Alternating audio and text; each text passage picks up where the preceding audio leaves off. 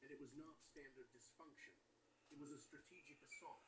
You need to understand that the enemy possesses a counterfeit form of discernment. The kingdom of darkness can sense the light of God on a person often before the person even knows who they are.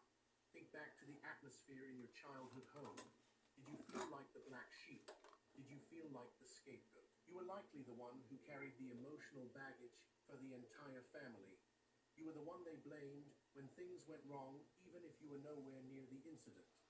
This is the spirit of accusation.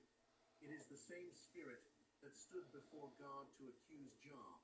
It is the same spirit that fueled the brothers of Joseph to throw him into a pit. They did not hate you. They hated the light that was emanating from your spirit. Light irritates demons. When you walked into a room, the atmosphere shifted, and the demons hiding in your relatives or your peers began to manifest. They called you too sensitive. They called you too emotional. They told you that you were too much. But the truth is that your spirit was detecting the lies they were living in.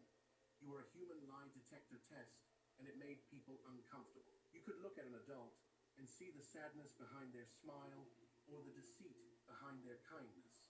You saw things you had no business seeing at that age.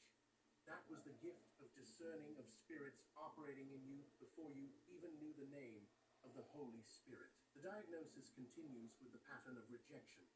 Isaiah 53 says he was despised and rejected of men, a man of sorrows and acquainted with grief.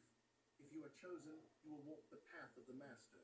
You have faced rejection in circles where you should have been celebrated. You offered love and you received malice. You offered loyalty and you were met with betrayal.